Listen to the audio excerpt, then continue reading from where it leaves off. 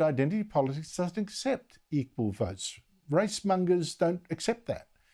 So a minor Maori party in that parliament closed that parliament with a haka, a Maori war dance, with Labor MPs joining in this attack on democracy.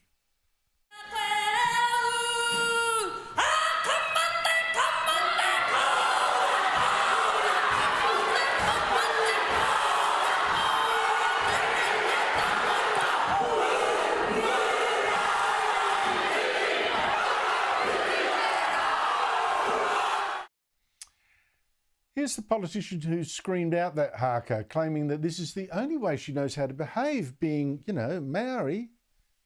This is all that I know, is to be Maori.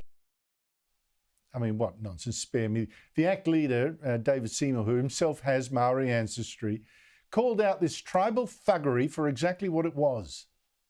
What I didn't hear in the debate today is a logical reason to oppose the principles in this bill. That is the real challenge for the people on the other side. I think lacking good arguments, they are behaving like that. Joining me is the panel. There's James McPherson from the Late Debate here on Sky News, and Evelyn Rae, farmer, former policewoman and Sky News regular. I mean, James, that's all she knows is this politician doing a war dance rather than accept a vote. And I think this is where race politics ultimately ends, right? Your response? Yeah, well, Andrew, this is what happens, sadly, when you allow a 22-year-old into Parliament. She's more suited to being an influencer on TikTok than a representative in a democratic Parliament. At best, you would call that a temper tantrum wearing a cloak of culture to disguise it. But in reality, it's a reminder of what's at stake. When you tear up the principle of equality, which she literally did, we saw on the video there that she took the bill that's under discussion and she tore it in half. When you do that, you end up with rank tribalism. And so we saw there a war dance which is designed to intimidate. Now, if intimidation doesn't work, what have you got left? You've got violence. And that's what the Brits lifted the Maoris out of, intertribal violence, to a society where we are all equal before the law and we all have a say, and we work out our differences by talking and debating principles rather than resorting to what we saw in the Parliament. It was a disgrace. And I tell you, there are a lot of Maori people, many of whom I know, who saw that and said they were shocked and embarrassed by it. She does not represent Maoris in New Zealand who, frankly, were horrified at what they saw, many of them. I just wonder, when they want to declare a race war, do they realise that they're actually outnumbered? I mean, God forbid if it came to that, they're actually desperately outnumbered. What are they asking for?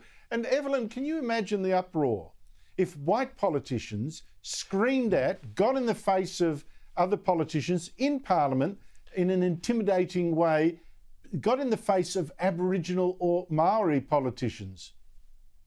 Look, Andrew, I can imagine it, actually. I think all of us can. Let's not forget what recently happened to Pauline Hanson, and that wasn't even to an Indigenous Australian, and she wasn't even yelling. So I think that paints a pretty accurate picture of what we could expect if something like this was reciprocated and flipped on its head. But, you know, sadly, we have to live in a country now where we're afraid to speak because of fear of social consequences and now legal ones. And we have to live with the fact that we've kind of invited this into our country, into every aspect and sphere of, you know, how we live our lives. You know, if we do not change this about our country and about Western countries around the world, our children and our grandchildren are going to look back on this in their history studies in school, and they're going to be writing essays about how we single-handedly destroyed the country because we were afraid to be called a slur, a racist or a white supremacist or whatever else they want to slap us with. And I think the only way that we're going to get out of this hole that we've put ourselves in is by saying enough is enough. You know, we need really strong politicians